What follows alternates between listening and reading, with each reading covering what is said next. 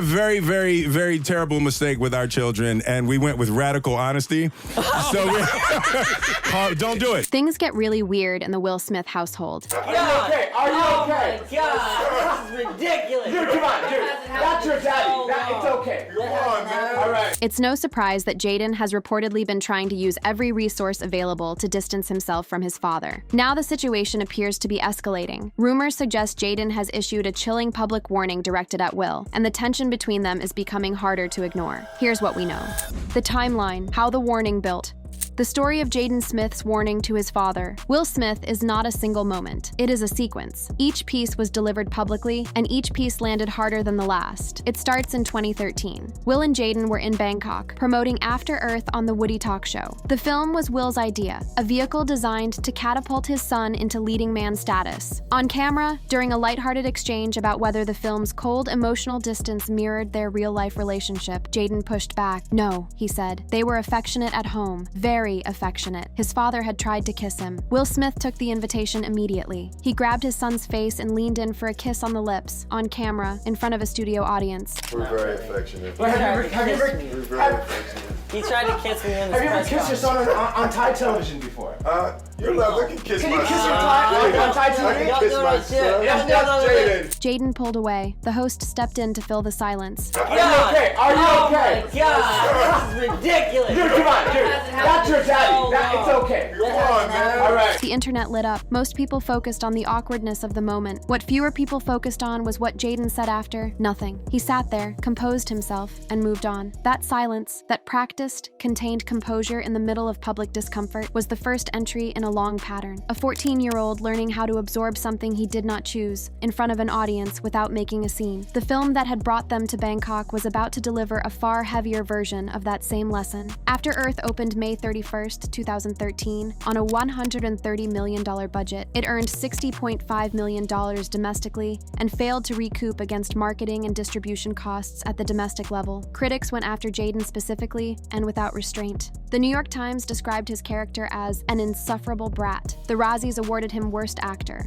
The Boston Globe argued he lacked the chops and screen presence to carry a film. His father, who had conceived the entire project, produced it, taken story credit, and earned $20 million up front, was largely shielded from the personal weight of the critical assault that fell on his 14-year-old son. Then came something Will did not anticipate. Jaden asked to become an emancipated minor. He was 15. He sat down with his father and asked, in legal terms, to be separated from parental control. Will described the moment in his 2021 memoir, Will. At 15 years old, when Jaden asked about being an emancipated minor, my heart shattered. Will wrote that Jaden had faithfully done everything that I'd instructed him to do, but had felt betrayed and misled by the outcome. He had lost trust in his father's leadership. Jaden did not follow through with the legal process. He stayed, but the question had been asked, out loud, formally, by a teenager who had just watched the project his father built for him become a public disaster that critics hung specifically around his neck while his father walked away largely intact. That was the first warning. 5 years later, in June 2018, Jaden sat down at the red table for the episode titled Growing Up Smith. Will was not present. Jaden sat with his sister Willow and his grandmother Adrienne Banfield Jones and walked through what growing up inside the Smith household had actually felt like from the inside without Will in the room to redirect the conversation.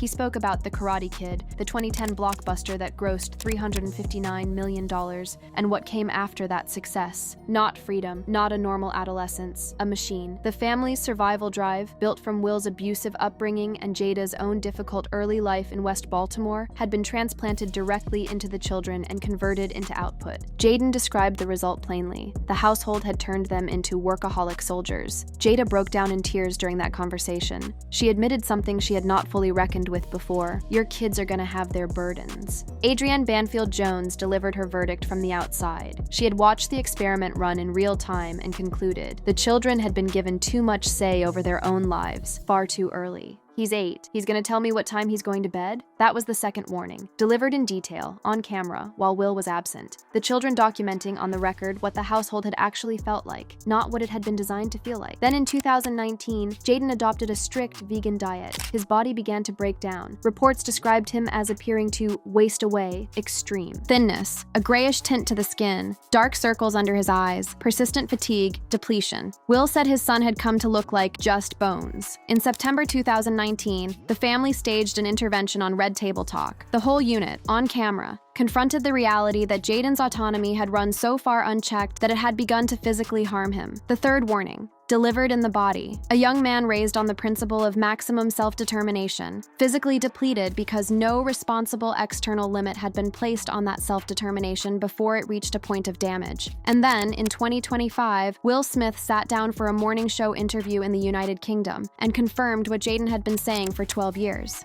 We made a very, very, very terrible mistake with our children, and we went with radical honesty. So don't do it. Jaden had been making that case since 2013. Will just finally said it out loud. The experiment, the philosophy, and the failure.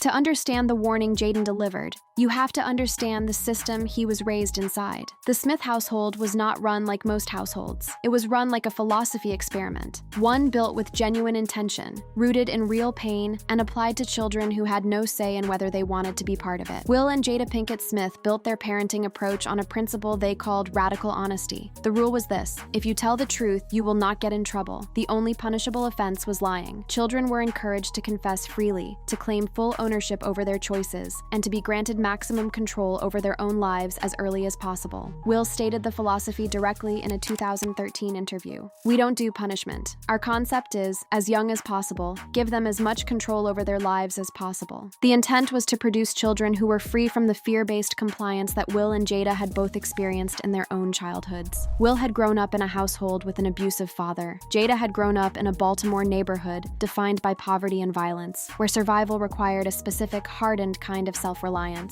Both of them had paid a price for the environments they came from, and neither wanted to pass that cost onto their children. The philosophy was, at its core, an act of repair, an attempt to give their children what they themselves had not been given. What the philosophy produced, at the surface level, was genuinely impressive. Jaden started Just Water at age 11 after learning about plastic pollution and CO2 emissions in school, and deciding without prompting that he wanted to build a solution. He spoke about it in the 2017 Big Boy Radio interview with the fluency of someone who had been thinking about systemic problems since childhood. I was 11 and I was learning about the environment in school, and I started learning about CO2 emissions and pollution and oil.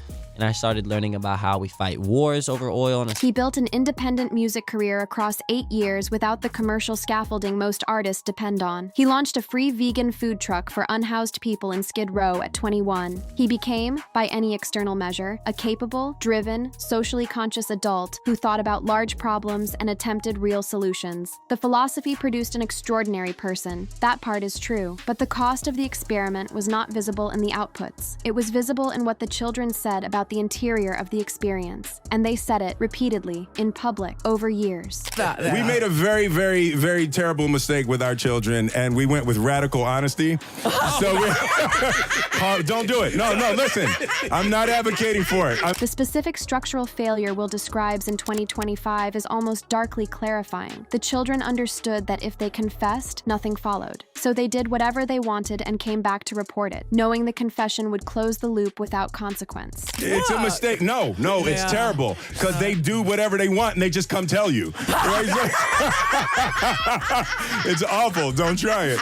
Don't try it. But the tactical failure, the loophole the children found in the confession system, was not the deepest problem. The deepest problem was what the philosophy failed to give the children structurally. It gave them maximum autonomy and minimum floor. A household where the ideals were enormous: freedom, self-determination, radical truth, but where the scaffolding that holds a child steady regardless of what they feel or declare was consistently missing. In the Growing Up Smith Red Table Talk episode, Willow described the interior reality with precision. She spoke about how her parents had prioritized her early popularity over her musical development, how when Whip My Hair hit in 2010 and turned a 9-year-old into a global pop commodity, the people who were supposed to protect her from the machine were steering it instead. She described shaving her head at 11, after her father had insisted she finish a tour she had begged him to end, as a desperate act of reclaiming control over her own image. Will later called the moment terrifying and credited Willow with helping him discover emotions. That is a remarkable sentence to sit with. A father crediting his 11-year-old child with teaching him emotional awareness through an act of self-erasure she performed because he had not listened. When she asked him to stop, Jaden's account ran parallel. He told the Big Boy Show that his parents had always encouraged him relentlessly toward belief in himself, that his father would not allow him to say he could not do something, that expressions of self-doubt triggered hour-long conversations. My dad I would say certain things like, oh, but I can't do it. And my dad would be like, what did you just say? What did you just say? And then we would have an hour conversation about I got in trouble because I said that I couldn't do something. That system produced extraordinary forward momentum. It produced the 11-year-old who decided to fix the plastic pollution crisis. It produced the teenager who built a music catalog in isolation for years before releasing a note commercially. It produced an adult who thought at scale and moved with intention, but it did not produce an easy internal voice for stopping, for saying, I need help with this. This is too much. I cannot carry this alone. The radical honesty policy had created a child who was extraordinarily articulate about his inner life, but who had never been in an environment where acknowledging limitation was safe, confession was safe, vulnerability was celebrated, but the specific vulnerability of saying I can't do this without you had no template in the household, because the household's operating philosophy was built on the assumption that you could always do it yourself, and that it was the parents' job to reinforce that belief rather than to question it. Then, After Earth happened, and the consequences of that philosophy crystallized into something that could not be undone. The film was Will's concept, a survival story where a father sends his son into danger alone and watches from a distance as the boy either rises or falls. Will played the military commander, stoic, emotionless, commanding from an injury that prevented him from acting himself. Jaden played the fearful young soldier who had to navigate a hostile world solo and bring his father back to safety. Will produced the film, took story credit, earned $20 million upfront, and handed his 14-year-old son the majority of the film's runtime to carry alone. Without the charisma and star power Will had spent 2 decades building on screen. After Earth opened Memorial Day weekend 2013 to $27.5 million, behind Now You See Me and Fast and Furious 6. Rotten Tomatoes logged an 11% approval rating from over 200 critics. The New York Times called Jaden's performance an insufferable brat. The Boston Globe said he lacked the chops and screen presence to lead. Slate noted the film had overburdened him with solo scenes. The Razzies gave him Worst Actor, with Worst Screen Combo, shared with his father. But the personal venom of the pile-on fell almost entirely on the teenager, not the man who had placed him there. Will had enough accumulated goodwill, enough previous blockbusters, enough public capital to absorb a miss. Jaden had the Karate Kid and nothing else, and the critics treated him accordingly. In his 2021 memoir, Will wrote, "He felt misled, and he lost his trust in my leadership." There is an important detail in that sentence. Will noted that Jaden had done everything he was asked. He had not deviated. He had trusted completely, followed every instruction, and still ended up as the face of the failure. That specificity matters enormously. A child who makes a mistake and pays for it builds resilience. A child who does everything right and is still publicly humiliated builds something different, a deep, considered skepticism about whose direction can be trusted and whose can't. There is also something specific about the way After Earth was constructed that made the damage impossible for Jaden to misread. The film's premise placed a father safely out of reach, injured, unable to act, commanding from a distance, while sending the son into danger alone. Will chose that structure. He wrote the story. He cast himself as the unreachable, emotionally suppressed commander who could not physically help his son even if he wanted to. And he cast Jaden as the boy who had to survive all of it without him. Whether that was metaphor or accident, Jaden had spent the better part of 2 years inside that narrative, performing it for cameras, and then watched it fail publicly in a way that landed almost entirely on him. The film's fictional father was unavailable. The film's real father walked away intact. That symmetry was not lost on a 15-year-old who had just asked about emancipation. Jaden spent the next 8 years building something that answered that skepticism directly. A music career constructed entirely on his own terms, without a father's project wrapped around it, without being handed a role inside someone else's vision. In the Big Boy interview at 19,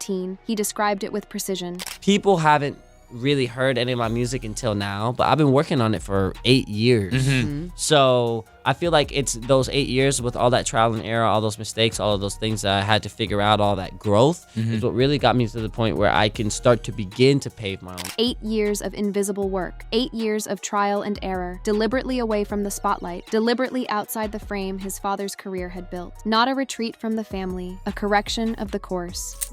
The reckoning. What will finally admitted the vegan crisis of 2019 was the last and most physically visible warning before the admission came. Jaden had committed to strict veganism with the same principled intensity he brought to everything else. His reasons were real and coherent. Just Water had been built around the environmental cost of plastic and CO2 emissions, and veganism aligned with the world he was constructing. The problem was that he implemented it entirely alone, without nutritional structure, and without anyone in his life who had the standing, or the inclination, given the household's philosophy, to say, "This is going too far." Jada confirmed the details publicly on Red Table Talk. Will and she had watched Jaden's body change over months. He was eating 1 or 2 meals a day, sometimes only 1. His weight had dropped to what Will described on camera as just like bones. His skin had taken on a grayish tint. There were dark circles under his eyes. Will said the sight of his son made them really nervous. In September 2019, the family staged an intervention, the entire unit, on camera, in an episode of Red Table Talk. Jada told Jaden directly what she had been watching. He was wasting away. Now hold that against the household philosophy for a moment. The family that had built its entire identity around radical honesty and maximum child autonomy, that same family had arrived at a moment where a young man's physical health had deteriorated to near crisis levels before anyone with authority stepped in. Jaden was 21. He was not a child, but the conditioning ran deep. A person raised in a system that rewarded self-determination and treated external correction with skepticism does not easily ask for help, does not easily say, "I cannot manage this alone."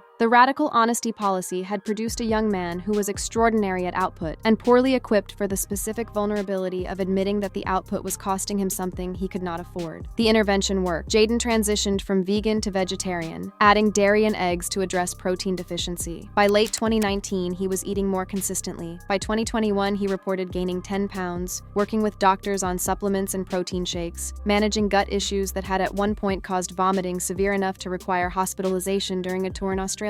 He put it simply, "I was vegan, but now I'm vegetarian. I had to be more flexible because my body needed more." But the episode exposed something the household had not fully confronted. The intervention itself was notable not only for what it addressed, but for how it was addressed. Not privately, not in the home, but on camera, in an episode of their Facebook Watch show, in front of their audience. This is not a criticism of the format. The openness of Red Table Talk had genuine cultural value, and the Smith family's willingness to bring their interior lives into public conversation was part of what made the show matter. But it is worth naming plainly. Even the moment of parental correction was a public act. The concern was documented. The reckoning was broadcast. The family's most intimate confrontation with the costs of their own philosophy was delivered through the same camera that had filmed the philosophy being practiced for years. Jaden had been raised his entire life in that dynamic. Personal and professional, intimate and public, family and performance, all of it threaded together without a clear seam. And it was through that same threading that the warnings had always been delivered. The Bangkok kiss, visible to the world, the emancipation question, surfaced in a memoir, the Red Table testimony, filmed and broadcast, the vegan crisis,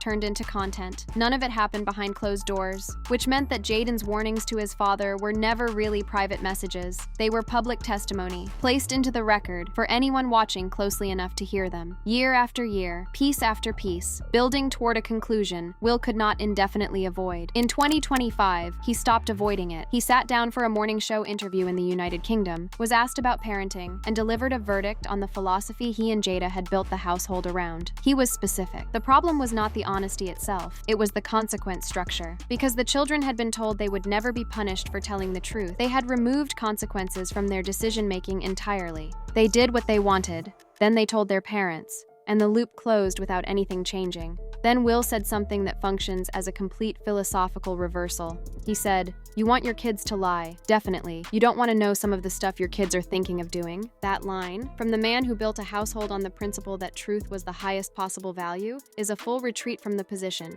It acknowledges that structure is not the enemy of freedom. It acknowledges that limits exist not to punish children, but to protect them from themselves, from the gap between their appetite and their judgment. It acknowledges that the experiment produced outcomes Will had not foreseen and would not have chosen. It acknowledges, implicitly, that Jaden's years of public testimony had been accurate. He had not said this in his 2021 memoir Will. The memoir circled the perimeter. He called After Earth an abysmal failure. He described the emancipation request as one of the lowest points of his fatherhood. He acknowledged Willow's head shaving as a moment that forced him to change as a parent. But the explicit, unambiguous sentence, "We made a terrible mistake," came 4 years later, 12 years after the first warning. Jaden had been building that case the entire time. Each entry in the public record had been another piece of the argument, the kiss that he visibly rejected on Thai television. The emancipation question at 15. The red table testimony at 19, delivered without will in the room. The vegan crisis at 21, where his body became the evidence. The 8 years of music built in deliberate, methodical distance from everything his father had constructed for him. You were talking about when you perform for your fans, you just want to give them everything. Yeah. Who is that person for you?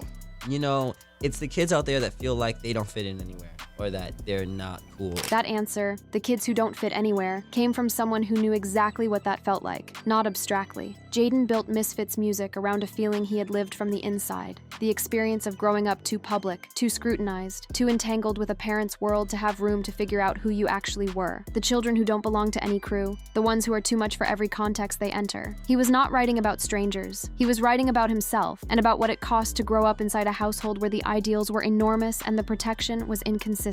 In 2022, Will Smith walked onto the Oscars stage and struck a comedian in front of the world. Jaden's public response was a single post. He stood with his family in love. It was the language of someone who had spent years learning to navigate his relationship with his father in public with precision, saying the minimum necessary, neither withdrawing nor fully endorsing, maintaining a line that kept the relationship intact without co-signing every decision Will made inside it. The family has not fractured. Jaden has not cut his father off. The relationship is intact. What Jaden built through all of it, the music, the environmental activism, the food truck, the fashion work as men's creative director for Christian Louboutin beginning in 2025. He built alongside his father's world, not inside it. There is a distinction between those two positions, and Jaden clearly understands it. Alongside means you can see each other, collaborate when it serves both of you, maintain genuine affection, and still hold your own lane. The warning was never a rupture. It was a sustained, documented, patient transmission of truth, delivered across more than a decade, through a series of public moments that collectively built a record no one could reasonably argue with. The emancipation question at 15, the red table testimony at 19, the vegan crisis at 21. 8 years of music built in deliberate distance from his father's entertainment machine. Every one of those moments was a data point. Every one of them said the same thing. The philosophy has costs. The costs are real. Someone needs to account for them. And in 2025, Will Smith confirmed it 3 times over. Very, very, very terrible mistake. The part that stays with you is not that a son warned his father. The part that stays is how long it took for the warning to be received, and how clearly, how consistently, how patiently it had been sent. Jaden never shouted. He never made it a rupture. He simply kept speaking, kept building the record, kept appearing in public and telling the truth, until his father, 12 years later, sat in front of a camera and agreed. That is the chilling part, not the warning itself, the silence that preceded the answer. That brings us to the end of this video. For more interesting videos like this, click on the cards on your screen.